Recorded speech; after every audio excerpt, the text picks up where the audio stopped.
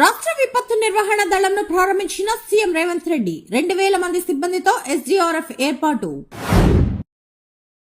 Kakinada port నుంచి బియ్యం అక్రమ రవాణా, వినీత్ బ్రిడ్జ్ లాల్ నేతృత్వంలో సిట్ ఏర్పాటు, 15 రోజుల్లో నివేదిక ఇవ్వాలని ఆదేశం. నెల్లూరులో ప్రభుత్వ స్థలాలను కబ్జా చేసిన వారిపై చర్యలు తీసుకుంటామన్న మంత్రి నారాయణ. కొత్తగా 16 పార్కులను ఏర్పాటు చేశామన్న నారాయణ. పార్కులను దాతలు దత్తత తీసుకోవాలని విన్నపం. తెలంగాణ ప్రభుత్వానికి ఊరట, గ్రూప్ 1 పరీక్షల రద్దు కుదరదన్న సుప్రీంకోర్టు.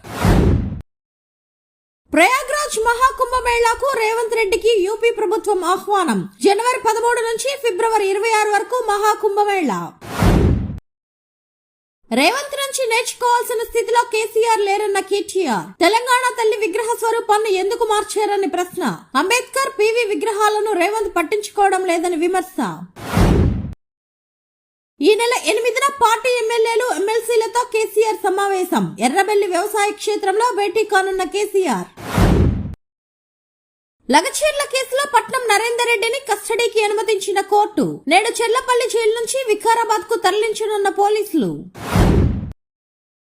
హైదరాబాద్ లోని ఓ రెస్టారెంట్ లో చికెన్ బిర్యానీలో టాబ్లెట్లు. ఇటీవల కాలంలో హైదరాబాద్ రెస్టారెంట్లలో పడిపోతున్న నాణ్యతా ప్రమాణాలు.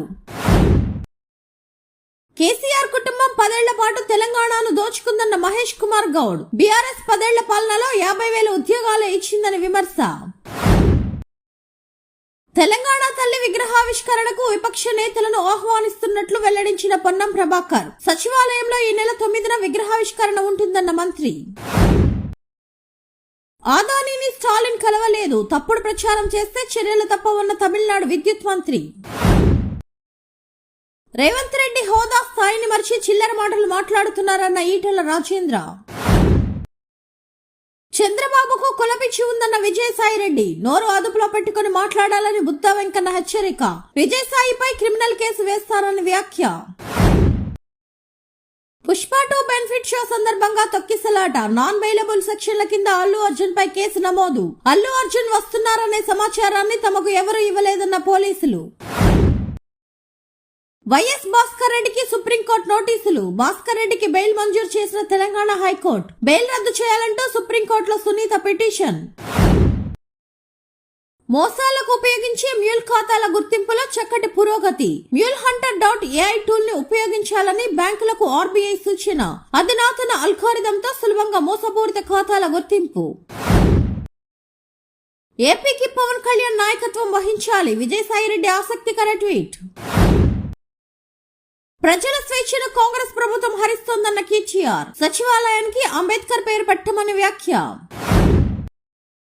రానున్న 3 రోజులు తెలంగాణలో తేలికపాటి వర్షాలు. వచ్చే వారం రోజుల్లో కనిష్ట ఉష్ణోగ్రతల్లో మార్పు ఉంటుందన్న వాతావరణ శాఖ.